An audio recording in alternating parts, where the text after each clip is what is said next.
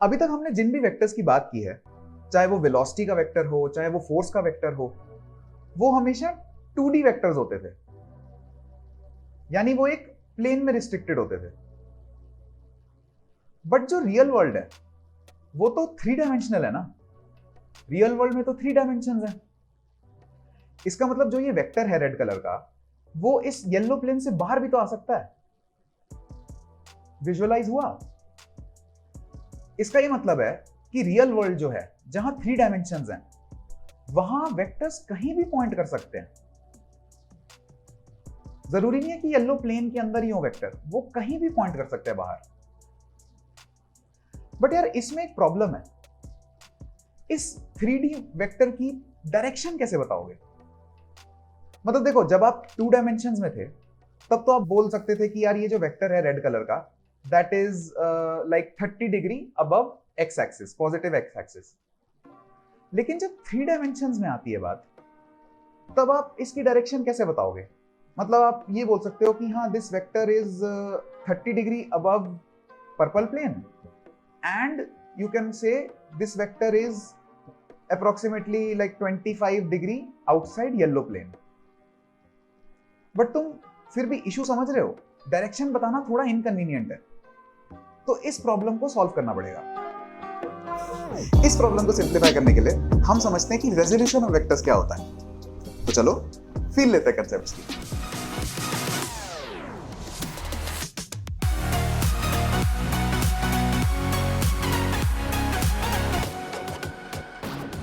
तो इमेजिन करो कि लेट्स से बारिश आ रही है, साउथ डायरेक्शन में गिर रही है 3 मीटर पर सेकेंड से। ठीक है, बारिश आ रही है और साउथ डायरेक्शन में 3 मीटर पर सेकेंड से गिर रही है। तो इस फैक्ट को वेक्टर से कैसे डिनोट करोगे? मतलब एक एरो बना दोगे, उस पर लिख दोगे 3 मीटर पर सेकेंड और साउथ, है ना। तो एक बात बताओ, अगर मैं ये एरो यहां ना बनाने की जगह इधर बना देता, लेट्स से यहां पर डिनोट कर देता 3 मीटर पर सेकेंड साउथ, या फिर यहां पर कहीं भी डिनोट कर देता, तो क्या इससे मीनिंग चेंज हो जाती? भाई अभी भी तो ये यही बता रहा है कि बारिश जो है वो 3 मीटर पर सेकेंड साउथ गिर रही है।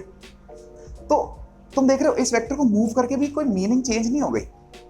और मोस्टली हम जिन वेक्टर से डील करने वाले हैं वो भी ऐसे ही होंगे, और ऐसे वेक्टर्स को बोलते हैं फ्री वेक्टर्स। फ्री वेक्टर्स मतलब वो वाले जिनको आप मूव भी कर दो ना तो उनसे मीनिंग नहीं चेंज होगी। भाई एक बात बताओ ना, वेक्टर में क्या इंफॉर्मेशन स्टोर होती है? वेक्टर में उसकी लेंथ, जिससे हमें मैग्नीट्यूड मिल जाता है, और उसकी डायरेक्शन। तो उसका स्टार्टिंग पॉइंट जो होता है ना, वो कोई इंफॉर्मेशन नहीं देता। इसीलिए जो हम वेक्टर से डील करते हैं ना, मोस्ट वेक्टर्स फ्री वेक्टर्स होते हैं। उनको आप अपनी जगह से मूव कर दोगे या कहीं और से बना दोगे तो भी उसका मीनिंग चेंज नहीं होगा। फोर्स को ही ले लो, चलो वेलोसिटी की तरह फोर्स को भी हम एक फ्री वेक्टर की तरह ही ट्रीट करते हैं। ऐसा मैं क्यों कह रहा हूं? ऐसा मैं इसलिए कह रहा हूं क्योंकि जब भी हम फोर्स लगाते हैं ना किसी ऑब्जेक्ट पे, तो अनलेस मैंने अलग से स्पेसिफाई किया है, अनलेस स्पेसिफाइड, फोर्स हमेशा बॉल या किसी भी ऑब्जेक्ट के सेंटर पे ही लगेगा। इसका ये मतलब है अगर एक ऑब्जेक्ट है और उस पर मैंने एक फोर्स लगाया, और मैं चाहता हूं कि मैं इस ऑब्जेक्ट पे 2-3 और फोर्सेस लगाऊं, लेट्स से एक ऐसे फोर्स लगाऊं, एक ऊपर की तरफ फोर्स लगाऊं, और एक कुछ भी रैंडमली फोर्स लगा दूं, तो ये फोर्सेस मैंने बस यहां पर बनाए हैं। इसका ये मतलब नहीं कि फोर्सेस हवा में लग रहे हैं।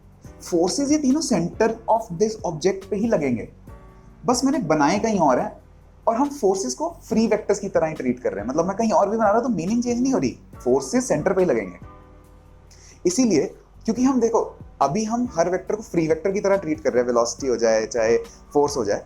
इसीलिए जब हमने ट्राइंगल लॉ लगाया था ना, ट्राइंगल लॉ याद है ना, जब हम इस वेक्टर को हाइपोथेटिकली यहाँ मूव कर देते थे, हम जब इस वेक्टर को यहाँ मूव कर देते थे और फिर रिजल्टेंट निकालते थे, वो हम मूव इसीलिए कर पा रहे थे क्योंकि अभी हमारा जो भी हम अंडरस्टैंडिंग कर रहे हैं वो फ्री वेक्टर्स मान के ही कर रहे हैं हर वेक्टर को। काफी रेयरली ऐसे केसेस भी आएंगे जब आप वेक्टर्स को फ्री वेक्टर्स की तरह मूव नहीं कर पाओगे, बट उनको लोकलाइज्ड ही रखना पड़ेगा। उनको बोलते हैं लोकलाइज्ड वेक्टर्स। ऐसे केसेस में आप जब अगर वेक्टर को आपने गलती से मूव कर दिया तो आपके क्वेश्चन का आंसर चेंज हो जाएगा। तो ऐसा एक केस हम इस वीडियो के एंड में डिस्कस करेंगे। बट अभी के लिए जो भी वेक्टर से हम डील करेंगे उनको आप मूव करो, उनको कहीं और से स्टार्ट करो, लॉजिक उनका सेम ही रहेगा, उनका लॉजिक नहीं चेंज हो जाएगा, हमारी अंडरस्टैंडिंग नहीं चेंज हो जाएगी। जो भी वेक्टर्स से हम डील करेंगे वो अभी के लिए फ्री वेक्टर्स ही होंगे। तो चलो अब रेजोल्यूशन ऑफ वेक्टर्स की बात करते हैं। रेजोल्यूशन ऑफ वेक्टर्स ये बोलता है कि अगर मेरे पास एक वेक्टर है, let's say capital A vector, किसी प्लेन में एक वेक्टर है और उसी प्लेन में दो और वेक्टर्स हैं, लेट्स से एक स्मॉल ए वेक्टर और एक स्मॉल बी वेक्टर, तो रेजोल्यूशन ऑफ वेक्टर्स ये बोलता है कि मैं इस वेक्टर को इन दोनों वेक्टर के कॉम्बिनेशन से रिक्रिएट कर सकता हूं। कैसे करूंगा? ट्राइंगल लॉ की हेल्प से। मैं एक मतलब रेजोल्यूशन ऑफ वेक्टर्स ये बोल रहा है कि लेट्स से मैं एक क्या करता हूं, ए वेक्टर को थोड़ा सा बड़ा कर देता हूं। बड़ा कैसे करूंगा? उसको एक नंबर से मल्टीप्लाई करके। तो लेट्स से मैं एक नया वेक्टर बनाता हूं जो ऐसी ए का थोड़ा एक्सपेंडेड वर्जन है, let's say lambda a vector. Lambda कुछ नहीं है, ग्रीक अल्फाबेट है, जस्ट टू डिनोट कोई नंबर है यहाँ पर। और इस वेक्टर को मैं एक्सपैंड करता हूं, एक नया वेक्टर बनाता हूं म्यू बी वेक्टर। म्यू भी एक ग्रीक मतलब म्यू जो है वो एक ग्रीक अल्फाबेट है, जस्ट ये भी एक नंबर को डिनोट करता है।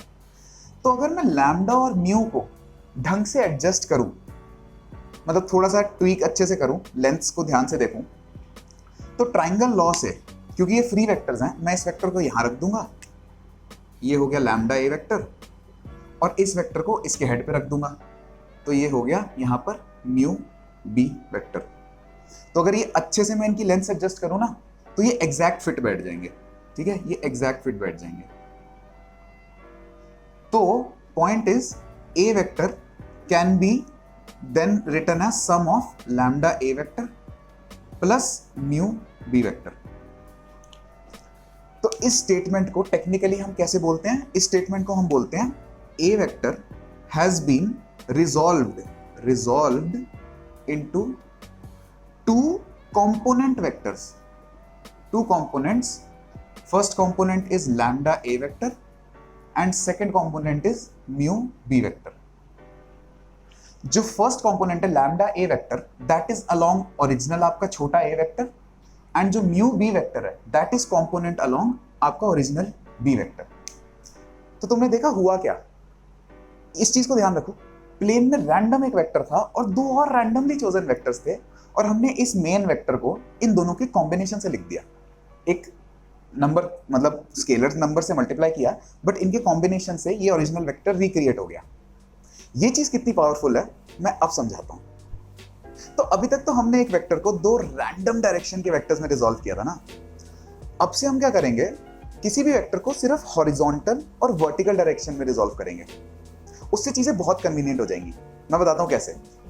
सबसे पहले तो हम एक कन्वेंशन डिफाइन करेंगे, दो वेक्टर्स डिफाइन करेंगे। एक का नाम होगा आई कैप वेक्टर और दूसरे का नाम होगा जे कैप वेक्टर। कुछ नहीं, i cap vector is a vector of 1 unit length, मतलब उसकी लेंथ होगी 1 यूनिट और वो फेस करेगा हॉरिजॉन्टल डायरेक्शन में आगे की तरफ। जो जे कैप होगा उसकी भी लेंथ 1 यूनिट होगी और वो फेस करेगा ऊपर की तरफ वर्टिकल डायरेक्शन में।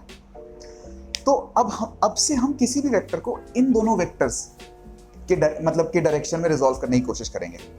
कैसे करेंगे मैं बताता हूं। अब जैसे लेट्स से ये वेक्टर है, ये वेक्टर को तुम इन दोनों की हेल्प से कैसे डिफाइन करोगे? ये वेक्टर कुछ ऐसा नहीं लग रहा कि ये 3 यहां पर आई कैप हैं और 2 जे कैप लगे हुए हैं, समझ रहे हो? तो इस वेक्टर को आप बोल सकते हो 3 i cap plus 2 J cap. समझ में आया क्या बोलने की कोशिश कर रहा हूं? ट्राइंगल लॉ लगा हुआ है, आई कैप तो ये 3 आई कैप, ये जो पूरा वेक्टर है ये 3 आई कैप है, और ये जो पूरा वेक्टर है ये 2 जे कैप है ना? 3 आई कैप है ये और ये 2 जे कैप है।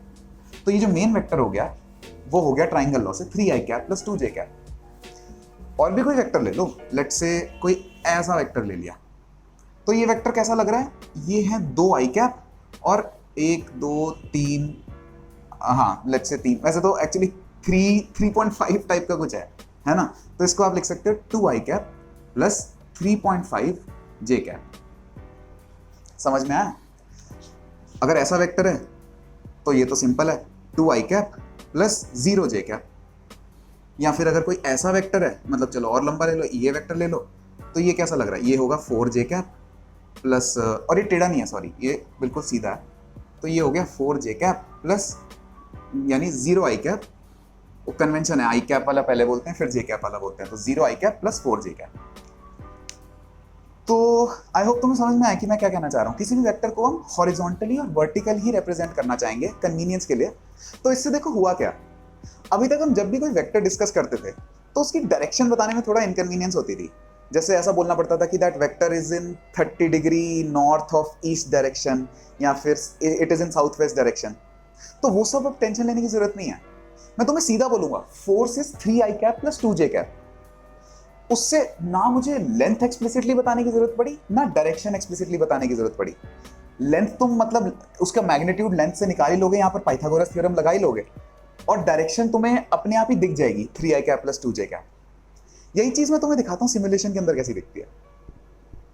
तो बेसिकली कोई भी वेक्टर हो, कहीं भी कोई भी वेक्टर हो, हम उसको उसके हॉरिजॉन्टल और वर्टिकल कंपोनेंट्स में ब्रेक कर सकते हैं। देखो जब मैं यहां पर कंपोनेंट शो करता हूं तो ब्लू में तुम्हें उसके कंपोनेंट्स दिखेंगे। ये हो गया हॉरिजॉन्टल कंपोनेंट और ये हो गया वर्टिकल कंपोनेंट। तो जैसे ये वेक्टर है, जैसे लेट्स से ये वेक्टर है, ये हुआ 4 यूनिट्स x में और 3 यूनिट्स y में, तो ये हो गया 4 i cap plus 3 j cap. Similarly let's say ये वेक्टर है, ये वेक्टर हुआ 1 यूनिट x में और -3 यूनिट्स y में, मतलब माइनस डायरेक्शन के लिए, तो ये हो गया 1 आई कैप माइनस 3 जे कैप। ध्यान से देखो, 1 आई कैप माइनस 3 जे कैप।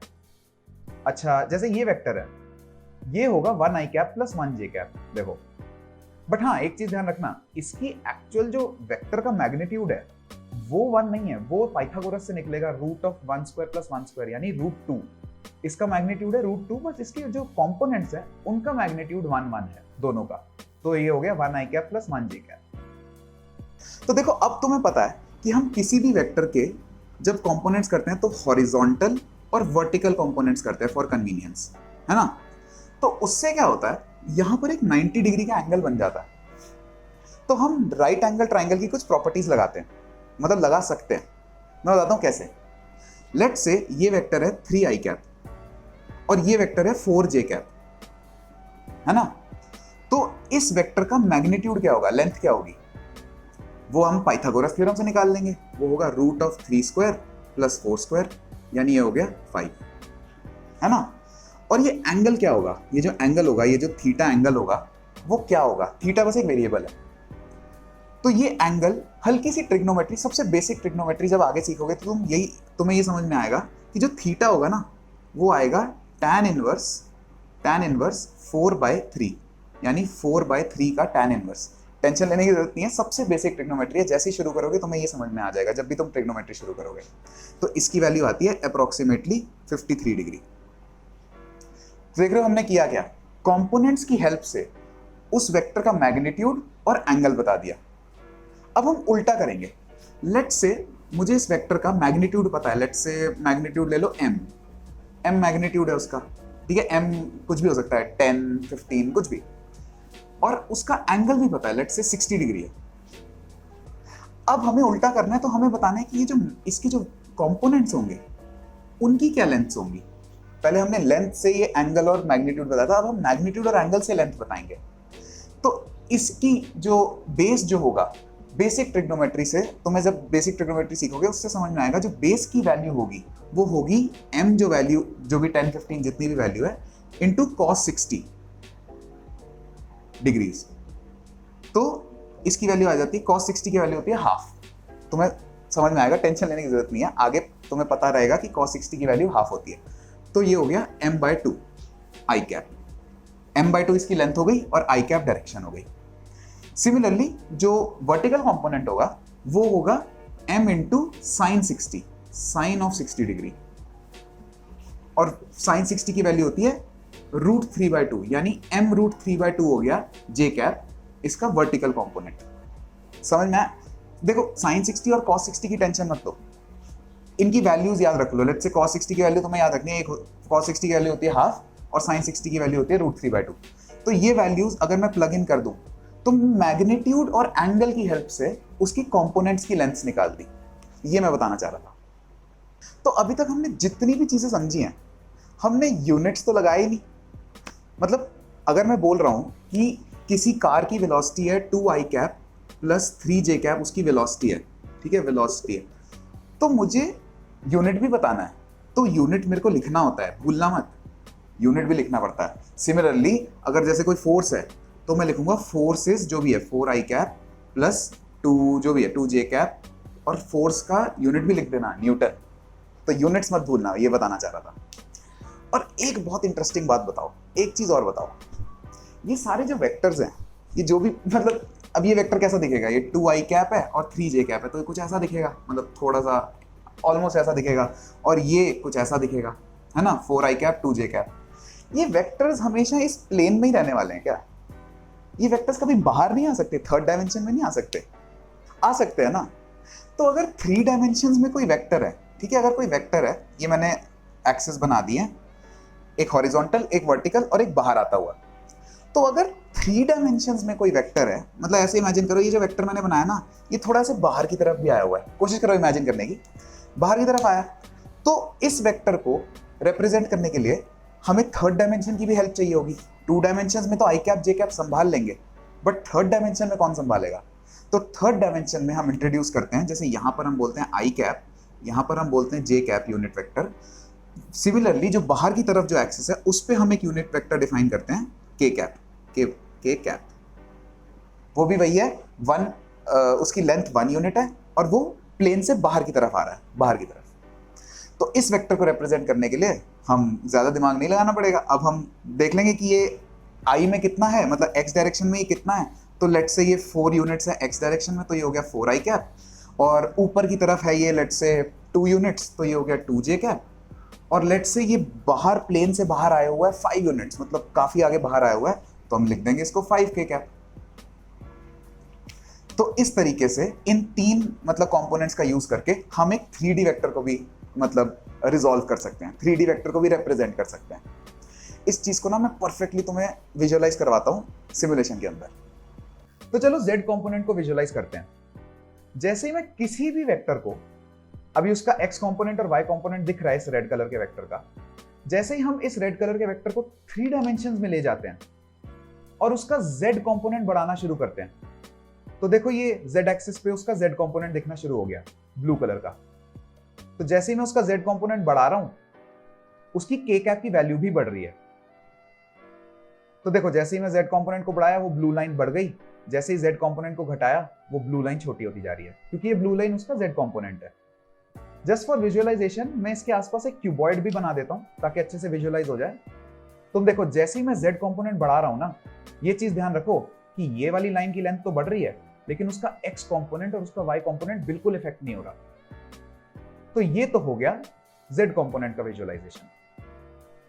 चलो एक सिंपल सी एक्सरसाइज करते हैं। हम विजुअलाइज करने की कोशिश करते हैं कि 2i cap plus 3j cap plus 4k cap ये वेक्टर कैसा दिखेगा। तो सबसे पहले हमें चाहिए 2i कैप। 2i कैप मतलब हॉरिजॉन्टल डायरेक्शन में 2 यूनिट्स, तो ये हो गया 2i कैप।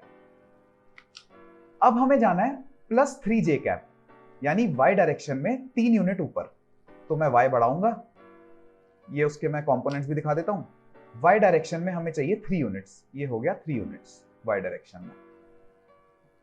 और फाइनली हमें चाहिए प्लस 4k कैप, यानी अब मैं z कंपोनेंट उसका बढ़ाना शुरू करूंगा, ये z कंपोनेंट 4 यूनिट तक। बेटर विजुअलाइजेशन के लिए हम साइड व्यू से देख लेते हैं। तो मैं z कंपोनेंट बढ़ा रहा हूं और ये हमें मिल गया 4 यूनिट्स। तो ये जो वेक्टर बना, मैं इसके आसपास क्यूबॉइड बना देता हूं, ये जो वेक्टर हमें मिला ये है 2i cap plus 3j cap plus 4k cap. I hope तुम्हें ये समझ में आया होगा। अब मुझे एक छोटी सी बात बताओ, अगर हमें देखना है 2i cap minus 3j cap plus 4k cap कैसा दिख रहा है। माइनस 3j कैप मतलब y का जो y कंपोनेंट, मतलब इस वेक्टर का, रेड वेक्टर का जो y कंपोनेंट है जो प्लस 3 यूनिट्स है इस टाइम, उसी को अगर मैं माइनस 3 यूनिट्स ले जाऊं नीचे की तरफ, माइनस 3 यूनिट्स, ये देखो ये हो गया माइनस 3, तो ये वेक्टर हुआ 2i cap minus 3j cap plus 4k cap. Please इसको अच्छे से समझना। एंड बाय द वे, क्योंकि अब हम एक वेक्टर को कंपोनेंट्स में रिजॉल्व करना सीख चुके हैं, तो अब जो वेक्टर्स का एडिशन सब्ट्रैक्शन होगा ना, वो बहुत स्ट्रेट फॉरवर्ड होगा। मैं बताता हूँ कैसे। अब लेट्स से अगर एक वेक्टर है a वेक्टर और वो है x1 i कैप, x1 कोई नंबर है, plus y1 j cap plus z1 k cap, and कोई b वेक्टर है जो है x2 i cap plus y2 j cap plus z2 k cap. तो जो a vector plus b vector होगा ना, वो होगा x1 प्लस x2 आई कैप, बस उसके कंपोनेंट्स ऐड हो गए, x के कंपोनेंट्स ऐड हो गए, plus y1 plus y2 j cap plus z1 plus z2 k cap, मतलब k कैप। देख रहे हो एडिशन कितना सिंपल हो गया। एंड सब्ट्रैक्शन भी ऐसे ही होगा, a vector minus b vector होगा तो यहाँ x1 माइनस x2 हो जाएगा, y1 माइनस y2 हो जाएगा, z1 माइनस z2 हो जाएगा।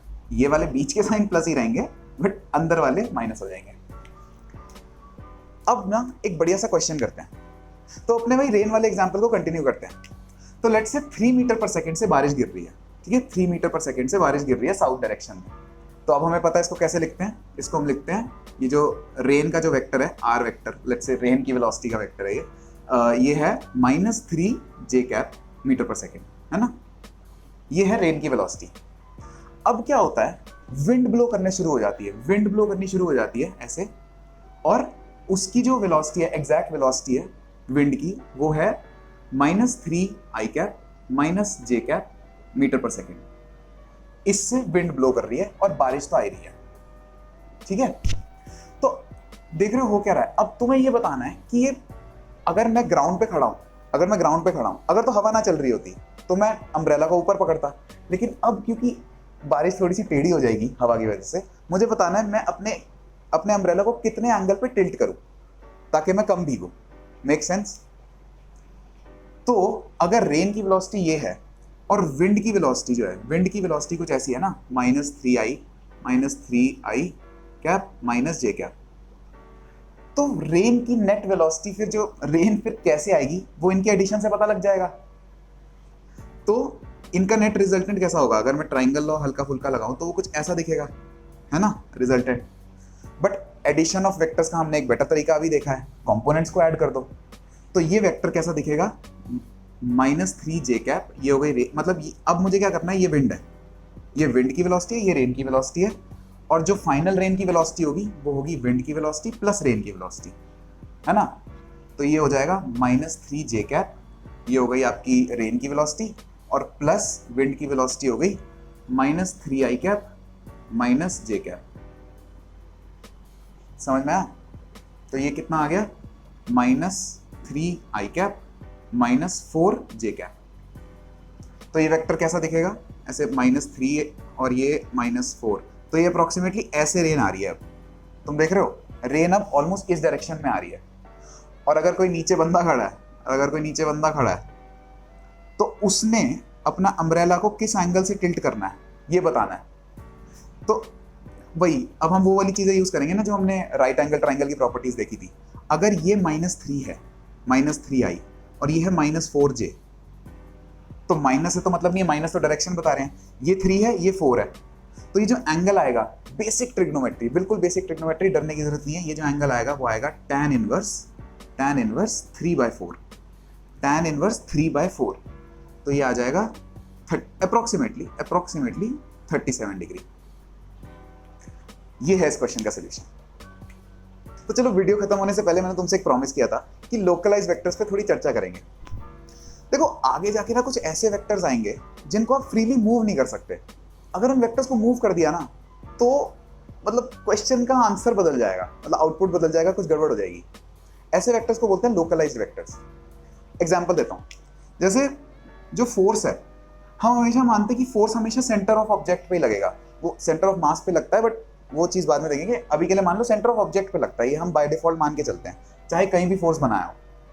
आगे जाके क्या होगा ना, अगर मैंने ये फोर्स सेंटर की जगह कहीं और लगाया ना, लेट्स से इधर लगा दिया, तो इसका क्या मतलब है, मैंने ऊपर बॉल के ना थोड़ा सा ऐसे हल्का सा पुश दे दिया, हल्का सा ऐसे करके, ऐसे हल्का सा बॉल को टच कर दिया ऊपर से, तो बॉल रोटेट होनी शुरू हो जाएगी, है कि नहीं, बॉल रोटेट होनी शुरू हो जाएगी। इसीलिए अभी के लिए हम यही मान के चलते हैं कि सारे फोर्सेस सेंटर पे ही लग रहे हैं, चाहे जहां मर्जी बना है, इसलिए हम फोर्स को अभी फ्री वेक्टर मान के चलते हैं। आगे के चैप्टर्स में ना वो बताया जाएगा कि फोर्स ऐसे लगा है बॉल पे, कि ऐसे लगा है, कि कहीं इधर लगा है, मतलब एग्जैक्टली कहां लगा है वो भी बताएंगे, स्टार्टिंग पॉइंट भी बताएंगे फोर्सेस का।